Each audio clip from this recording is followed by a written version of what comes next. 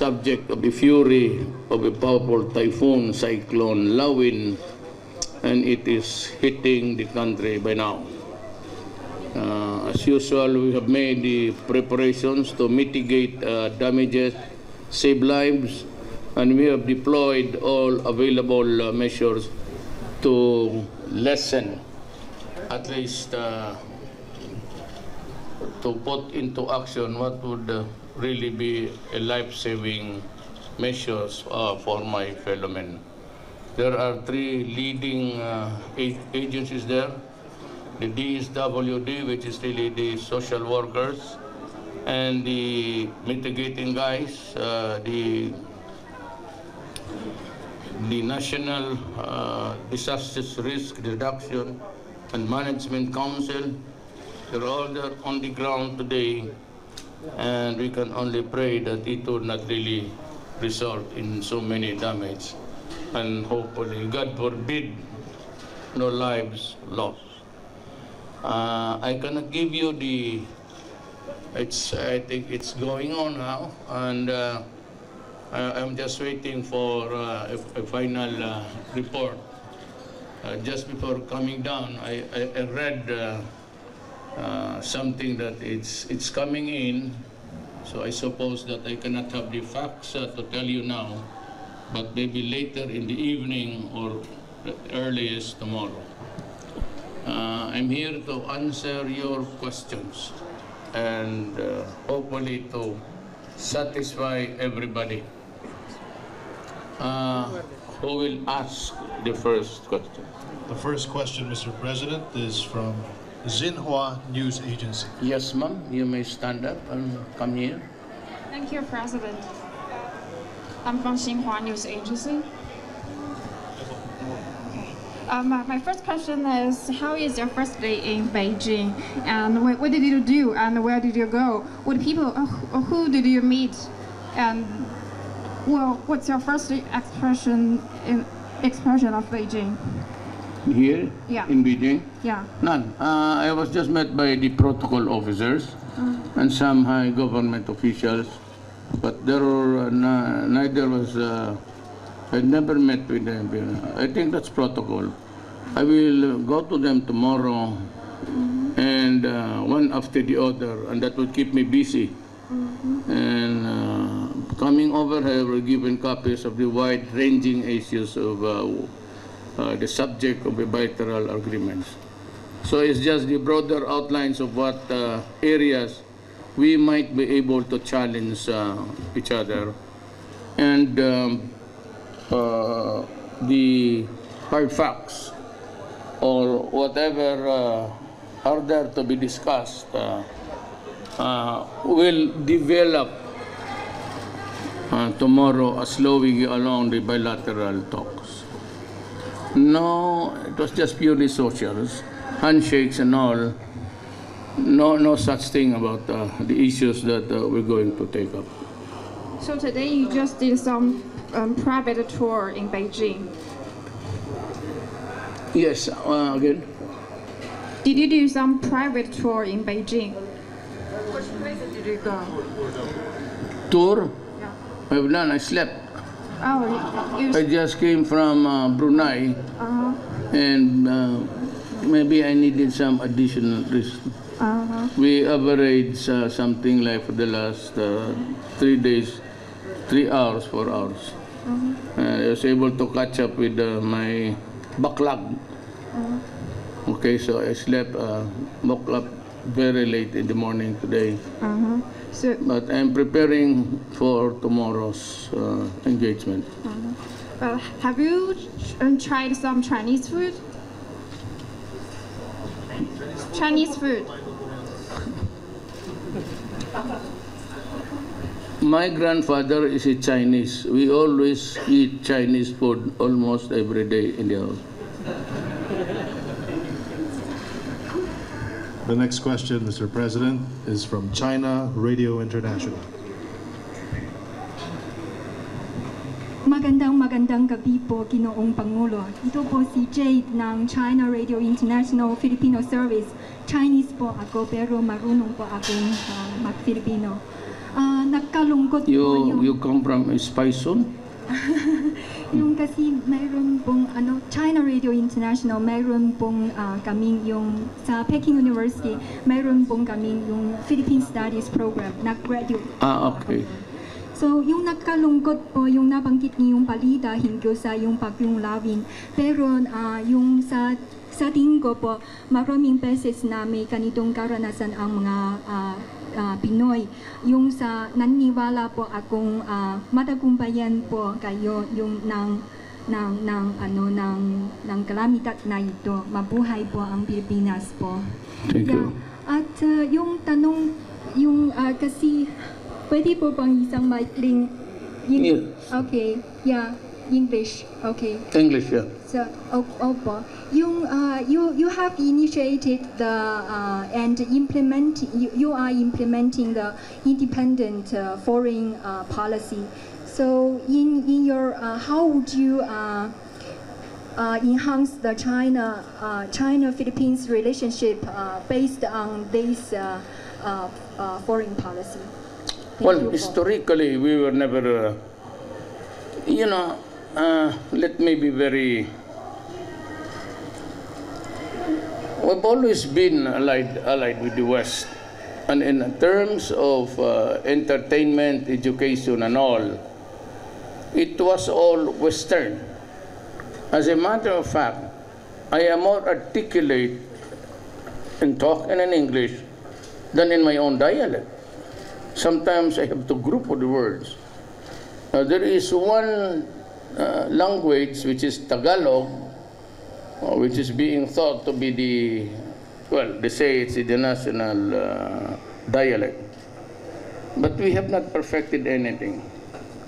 And that is why even in the movies and even the histories, those were the things that were not properly put in place in their proper perspective. And that is why even in the survey, the Filipinos would place their trust more with the Americans than the Chinese. But during the Cold War, China was portrayed as the bad guy. And all of these years, what we have read in our books, in school, were all propaganda produced by the West. And I cannot blame the Filipinos for being so indebted, because everything indebted to the West, because even the reasons for war was placed there as a war against the Philippines, against the enemies during the Second World War. We were hit hard. In the Battle of Manila, I think it was 200,000 people killed. The carpet bombings there were not really made by the Japanese. It was made by the Americans to retake the city. So there's no question that in the propaganda as we grew up, we only read the propaganda of the West, but there was Cold War at the time, and so we could hardly get any news from China and Russia. Those are the realities of life. And so our foreign policies, up to now, up to this point, were geared towards to favor a sector in the world ideology and the contending ideologies of the world. Now that I am president, by the grace of God, I read a lot, I'm a lawyer, and I study geopolitics and all, and also I am a graduate of the Foreign Service, so I get to know how to balance this contending. At this age, I have now the proper perspective to judge whether the foreign policy is good for us or not. I said few months ago, that I will charter a new course, changing direction of the foreign policy, and be with friends with everybody, and with no enemies to contend with, no enemies to hurt, no friends to serve. Unfortunately, this started with the war against drugs. And I'll give you the hard numbers. It's 4 million all in all. And they are scattered all over the country. There are about 6,000 policemen into it. Then municipal mayors and the barangay captains who take care of the basic government unit, the barangay chairman, then the municipal mayor, city mayors, governors, regional heads, then the national. What is really very alarming and is that my country has already been contaminated with narco-politics. And there is a senator in my country who was elected, and she was the poster girl of the Human Rights Commission. And the thing that, why this reason, why I am known to you guys, are interested to hear about me, is because while I was explaining the quandary of my country, and the sheer number, and the danger that would impose on the next generation. And it will be a failed state just like in Latin America and in Mexico. In that border there between Texas and Mexico, there are about 60,000 deaths.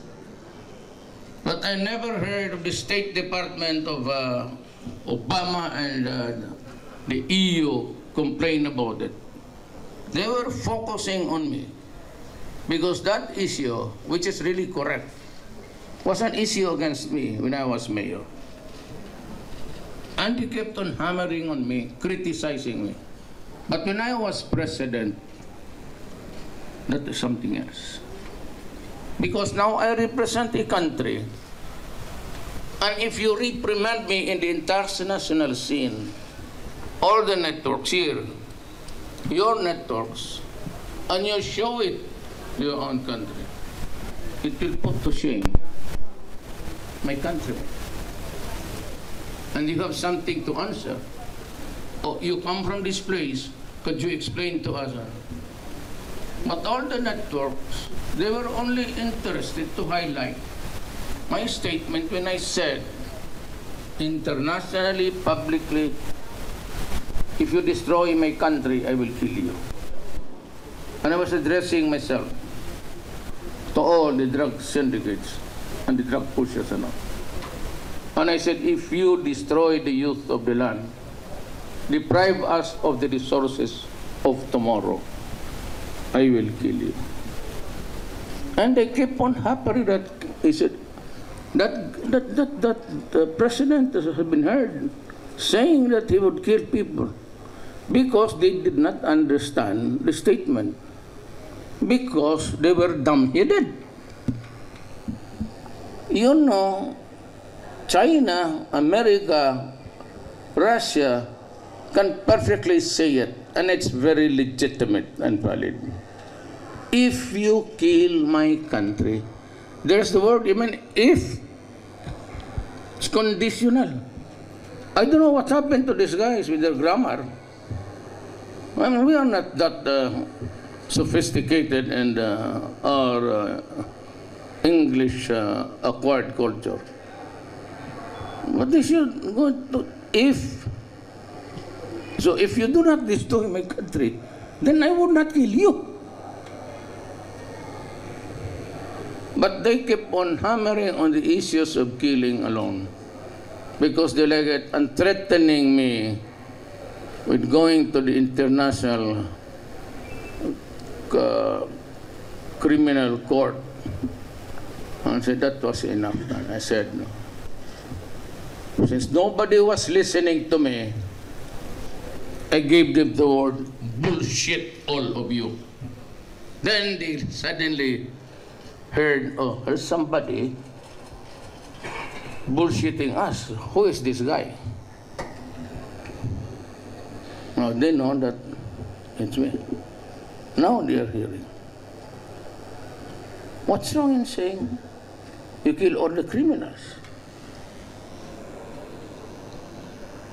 The police, when I say, yeah, you're ordering the police, look, the soldiers of my country, they go to a 4-year course, the Philippine Military Academy. The police, there's another school, the Philippine National Police Academy. They study for 4 years before they become full-fledged law enforcement. They all know that when you say you kill them, it's either just like in the Old West. It is not our words. It is the words of the American cowboy in the movies. Billy the Kid, wanted, dead or alive. And if you do that in my country, it is not all right. But if they do it in their own country, the funniest thing is, it's even in the movies. Without the caveat, warning, this is just movies.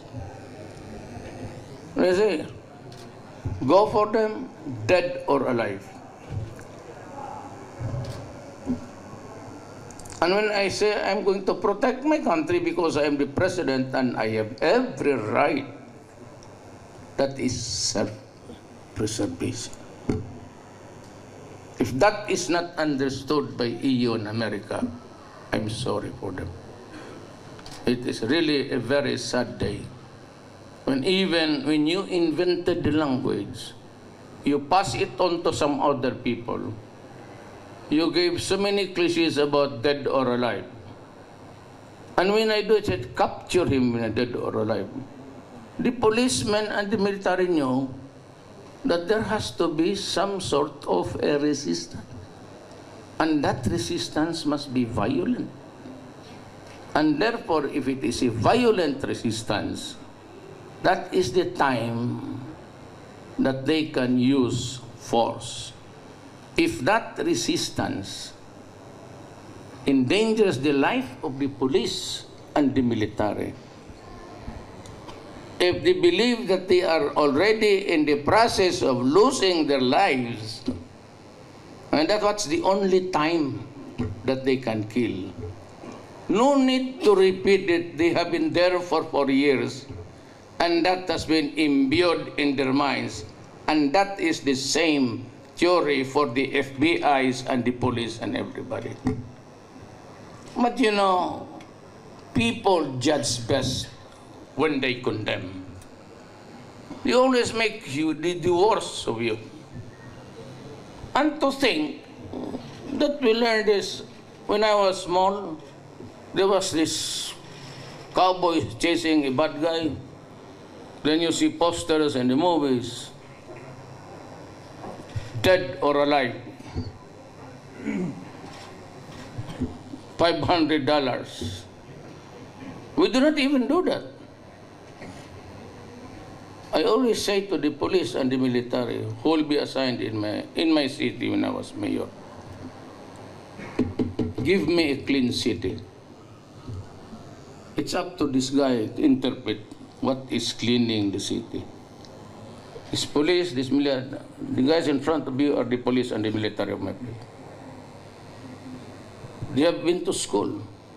They were taught the rudiments of how to kill and how not to kill. It's their job. They are not ignorant of that. I said they stayed there in the academy for 4 years. What else am I supposed to do when I give the orders? Do I have to lecture again? The same lectures given to them for 4 years? So what prompted me to change foreign policy is that not almost getting a road deal with the West. And EU signed a manifesto, and they told me it was prepared by the lawyers of the. I mean, I said that the lawyers warned me that I can be prosecuted, and then I realized that what is happening now in EU and everything is because they have stupid lawyers. If they cannot even agree to let out the migrants. They were so benevolent at first. Then now it's winter time, some of the guys who came in late or drove out back to the sea, not accepted in their boundary. So they will die there and rot in the cold.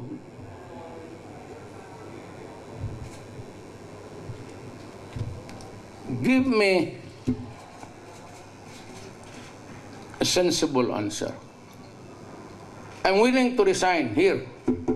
I would not even have to go to Manila. America and Britain invaded Iraq with all the hullabaloo and pronouncement that had weapons of mass destruction. After killing so much of the soldiers there, the Republican guards of Saddam, and killed Saddam in the process, they found out, with all its might and technology and human intelligence, that there was no weapons of mass destruction.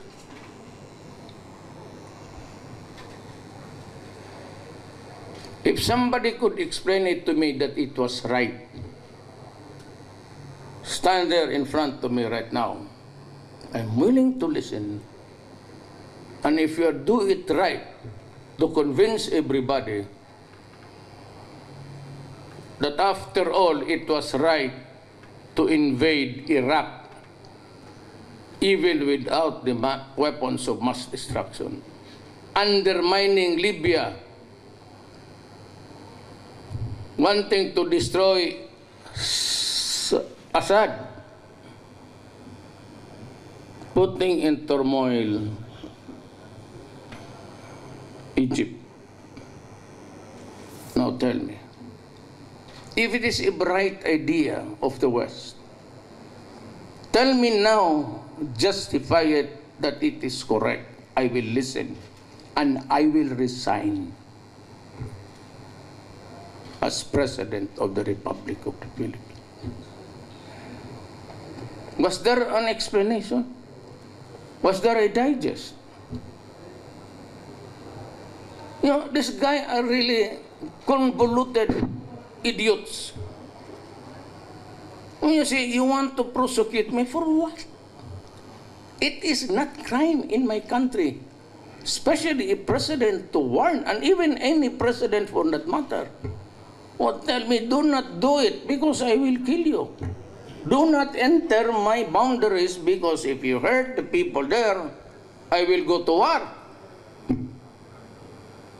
I just don't know what's happening with the idiots in the other side. So my foreign policy goes to where there are people who are sane. Why should I mix my country with the people who have said a very convoluted and almost insane theories of how to run civilization? Tell me, any one of you, tell me that it was right to invade Iraq, even without the mass. That was the only thing that kept them going. But there was these weapons of mass destruction. How many died? How many children died in the bombing of Afghanistan How many died in the invasion of Vietnam only to lose it after several decades and to burn the families there? How many times has this to be repeated? Look at Aleppo, when they could have just stopped it, but because earlier they were supplying the arms of the rebels against Syria. But the Chinese government and Russia supported Assad. So you had the longest war there. So from where was this ISIS? When was it born? It was born out of the desperation of the radicals and rebels of Libya and Syria. That is the beginning of ISIS. America imported terrorism in their own territories, not by human beings. There in America itself, American citizens, almost all of them from Arab ancestry, because the citizens of that country, the American citizens or Arab ancestry, really felt what was being done to their land. And who was the first to enter the land and took off with the fat of the land? Oil. British, American, French, Italian. And after so many troubles, they partitioned the Middle East according to tribes, not of kingdoms.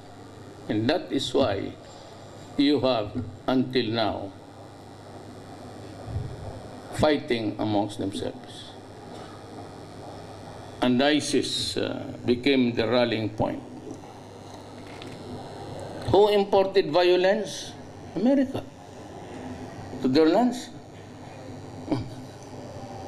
They were not the migrants that went there to create trouble. They were the lone wolves. They were the Arabs who went there when they were young, had education there, but saw what was history in the past. My country, it was occupied by Spain for 400 years. Then it was occupied by the Americans for 50 years. And you think that because we are now, that was a century ago, when you should see the pile of bodies, you should see the big holes where the Moro Muslims of Mindanao were dumped there. And they say, oh, it's 100 years, Duterte. No, it could not be 100 years. It still is now. Why? Because of your convoluted ideas of how to run this civilization. So why don't I go to China? What kept us from China was not our own making. We were almost a vassal state of America. Our foreign policy dovetailed the policy of the United States and of the West. And if they said they hated Russia, we're supposed to be, amen, we also hated China. And if they say, I will go to war in Vietnam, for no reason at all, eventually to lose, and we would just say, yes, we will send also our soldiers there. It's kind of stupid, do you think? So now that we are, all has been said and done, what gives? Me? Killer, drug, war?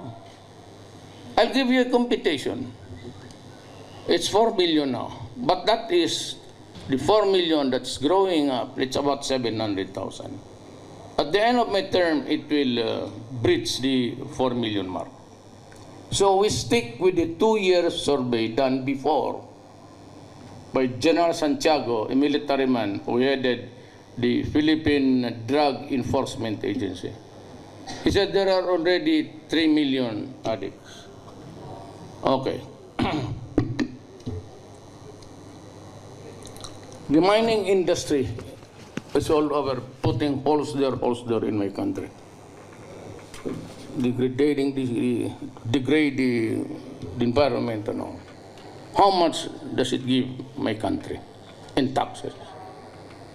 70 billion US dollars. There are 3 million Filipinos. At one hit per day,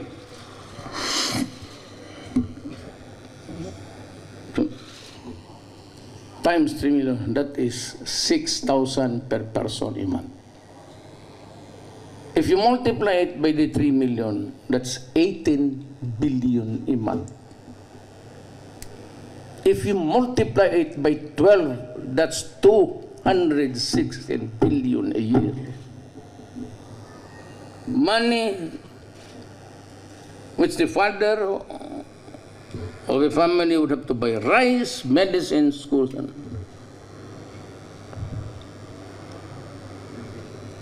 And the crime rate has gone drastically, down. It's less than 49%. You have girls raped, 1 year old, 2 years old. People dying because they were perceived to be devils in front of the addicts. Rape and all, and even the crime volume puts the crime volume before a president puts me to shame. There are killings, well, because some choose really to fight government. And I said, I will have no mercy for you guys. You fight the authorities, and you die, it's good for you. You ask for it. I told you before, it will destroy my country. And yet you go in and persist in doing it. And so I said, well, if you fight, kill them, especially if your life is in danger. I do not want, verily, I don't want to see military men and policemen die. It should be the bad boys should do the dying, not my soldiers and my police. So, we're talking of what is right and what is wrong in this world. We're talking of what is moral, what is not. I said, I challenge any one of you to come here. We can debate until midnight. Just tell me what was really good when they started to destroy the Middle East. And until now, they bombed the hospitals, the patients with it dying, and those who are already in the mortuary are also dying again, and even prisoners and all. And they go about moralizing the righteousness of the world. I'm sorry. I had to say this. You say, why are you veering towards China? Why should I not veer to China? China is good. It has not invaded a piece of my country all this generation. All the idea is to went there and do business, barter trade, even before the arrival of the Spaniards. A lot of Chinese descended Filipinos, almost every one of them. We have not seen any atrocities committed of late. The wars of Genghis Khan and Kublai Khan, that's another thing. That is really for the history books. But the events of the recent times, there's a book which we have to read when we are on the 4th grade. It's The Modern Times and the Living Past. Modern times and we have to live by the past to learn our lessons in life. Thank you. Thank you so much, members of the international press, Mr. President. Any question? Yes, We still have given time. We're good until 6 o'clock in the morning. Go ahead. hold on. We have a question from China. Can we have it one at a time? China Daily. Thank you, Mr. President. With China Daily, we would like to ask a question about trade and cooperation. Do you have any expectations about your meetings with Chinese leaders tomorrow? And what do you expect from the outcomes, like trade, infrastructure, agricultural technologies, like fruits and food exports? And do you have any expectations about further political and economic messages to be delivered through the meetings? Thank you. Yes, frankly, actually, what to say, I'm not in the kind of really I hate to admit it, but there are so many things that we need. We will be asking for the help of China. I do not know if they will, your government will give it to us. I am here on a state visit to pay my respects to the great people of China and to the Chinese government. But along the way, if they would ask me other things which I need that they can help, and I would rattle off also the things, simple ones, not impositions, not financial burdens. We would appreciate if we are given loans, soft loans. We would rather borrow and pay it in a very liberal schedule. We have a question from NHK. Mr. President, Yes. On South China Sea issue, how are you going to raise this issue during the meeting with President Xi tomorrow? And are you going to request President Xi to respect the international law, especially the result of arbitration? And what will be the Yes. bottom line? Let me tell you this. Before I came, there were preliminary talks between the foreign secretary of my country and the foreign minister of China. We sorted out an agenda that is broad enough to accommodate all. But I, as a friend, and I would say this too, if he mentions it in passing, and I will just say, Mr. President, I came here for a visit. I do not want to make hard impositions.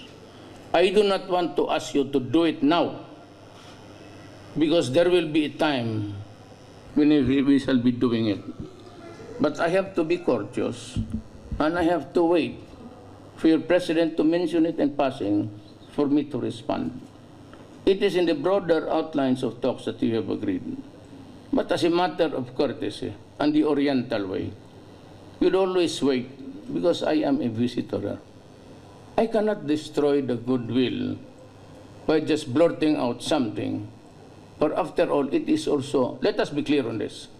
The arbitral awards give us the right. Okay? China has the historical right.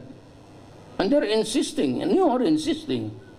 And the Chinese government insisting that it is right. So, in this setup, do we argue or we just talk? That if this is then I would say, let us put it to some other day. There will come a time we will have to talk about it. And the arbitral judgment is in a piece of paper with four corners. And maybe by that time I would say, you know, we have to talk now. And the issues will not go out of what is being stated. We are limited to this. But that is not the time to do it. That is the time to prepare for the goodwill and then maybe the agenda of how to go about doing it. But unfortunately, or fortunately, it was not discussed by us. So it would not be in keeping with courtesy and goodwill if I'll be the one to open it. Because for after all, I did not come here to agree to talk about the China Sea. And you say it can take a back seat? Of course, it has to take a back seat. The question again is, there'll be a time that you have to talk about? Of course, there will be a time. Because, you know, there are also countries around that all the same issue. But it is not the time to quarrel. I have the highest respect for your president and your premier. I have the highest love for my Chinese people. We will be on a different side one day. I know, because of that article. But again, I said, let us enjoy the camaraderie and by newfound predilection to choose people who understand human civilization. Did I answer your question? Thank you. Our last question is from CNN International. Mr. President, thank you so much for taking our question. Matt Rivers with CNN. Sir, with the understanding that on this particular trip you will not be talking in substantive terms in terms of negotiating over the South China Sea, when that day inevitably comes, would there be room for some sort of bargain? For instance, if China allowed Filipino fishermen back into the area, would you ever allow China to build another artificial island in that area? Or is that a red line for you? And just a quick follow-up, if I may, the US presidential election just a few weeks away. What are your thoughts on the candidates, and do you have a preference for which candidate should win? Thank you very much for your time. In the matter of the fishing rights, I leave it to China to decide. We'll be talking about it. And if we will mention it in passing, the arbitral judgment, and I would say, okay, if that is what you want, if there are things really which have to be talked of preliminarily, we can do it now. We can set the broad lines. I said, but there will be no hard impositions. There will be no asking of concessions in anything. And the third is, with the elections, I don't know which way it will go. If I were just an ordinary citizen of the Republic of the Philippines, I'd gladly give you my choice. Problems I have in my burden, the Republic of the Philippines, which you are not allowed by protocol and by law to side with anybody. Of course, if you whisper to me to which side I belong, I'll tell you, and you'd be surprised. You sure you don't want to tell us now?